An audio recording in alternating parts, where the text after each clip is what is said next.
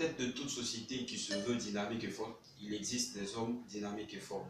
Notre union n'échappe pas à cette règle. Elle a aussi à sa tête des hommes très forts et très dynamiques.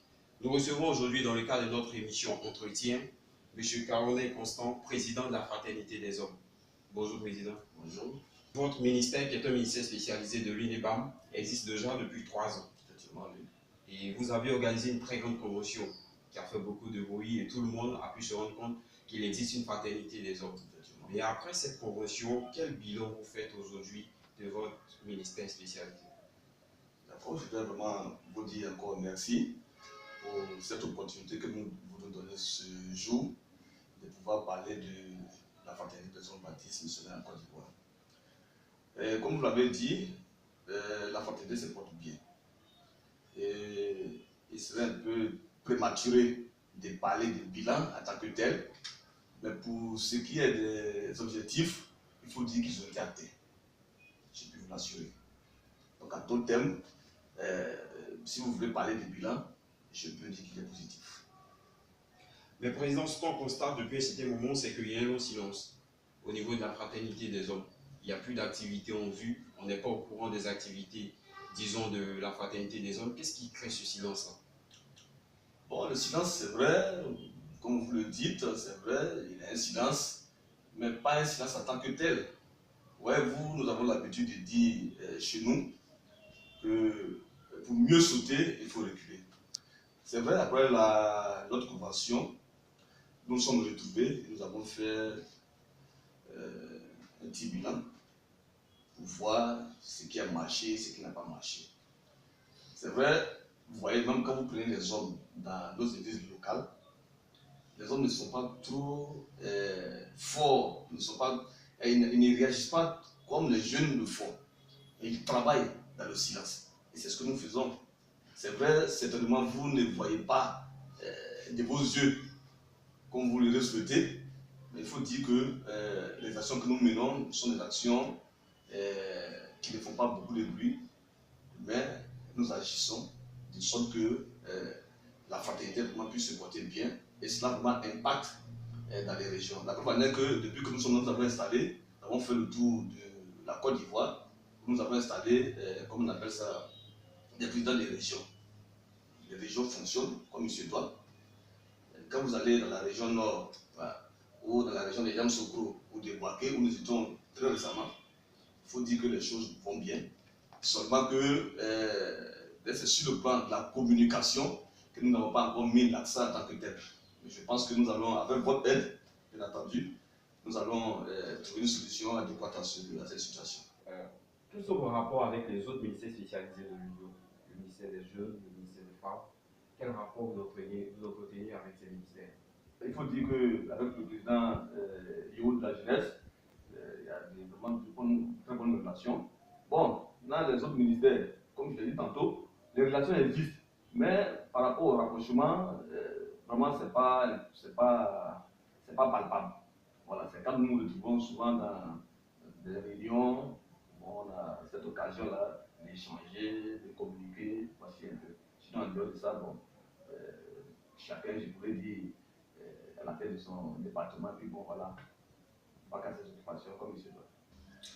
Président, comment se fait l'intégration des hommes dans la fraternité des hommes? Est-ce que dès lors qu'on est marié, on devient automatiquement homme ou on peut militer dans la fraternité des hommes et militer aussi dans la jeunesse? Bien, à cette question, j'ai dû répondre que de façon volontaire, quelqu'un qui a par exemple 18 ans et qui se dit homme, je ne peux pas dire qu'il n'est pas homme. En fait, c'est la volonté manifeste de tout un chacun. Mais à 40 ans ou 50 ans, quand tu te dis que tu es jeune, que veux-tu que je fasse? Pour moi, il aurait été mieux que quelqu'un qui est déjà chef de famille, tu as une épouse, tu as un enfant, se dise homme. Voilà. Parce que la responsabilité, quand tu es chef de famille, ouais, c'est différent de ce jeune-là qui n'a pas encore vraiment qui n'est pas encore, voilà, cette responsabilité. Donc, du coup, tu dois normalement adhérer au ministère. Cette transition doit pouvoir se faire. Voici un peu ce que je peux dire sur ce point. Sinon, nous avons vraiment trop de difficultés à ce point.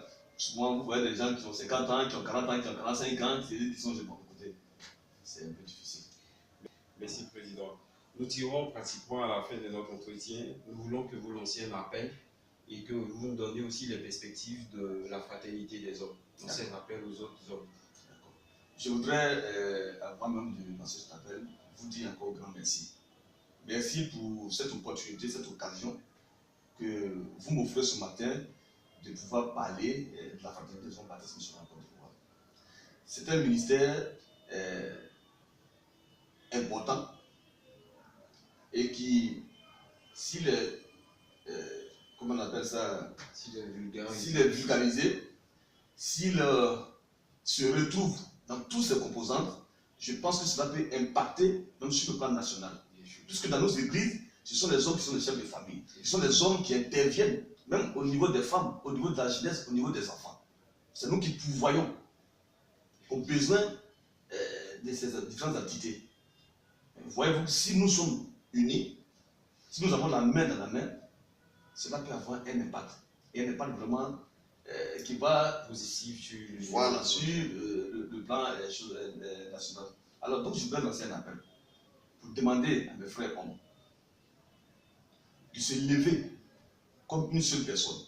Car la fraternité des hommes n'est pas l'affaire du président, mais elle est l'affaire de tout un chacun. Et donc, chacun doit apporter son expertise en la matière. Je le disais tantôt que nous avons beaucoup de cadres à nos seins. Et malheureusement, quand nos jeunes sortent aujourd'hui, ils sont à la recherche d'emploi ou bien de stage. Malheureusement, ils ne connaissent même pas leur dépensier. Et ils souffrent. Mais nous pouvons, par notre expertise, nos différents statuts dans la vie socio-professionnelle, aider nos jeunes frères, aider à les insérer, aider à trouver des stages pour cela. Donc il faudrait que nous soyons vraiment unis pour le bien-être de notre union, en aidant bien entendu notre président, le Bernard Guéviguer.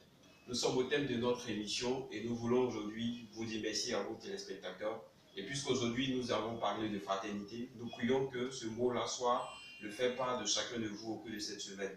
Merci d'avoir suivi l'entretien et Dieu vous bénisse. À la prochaine émission.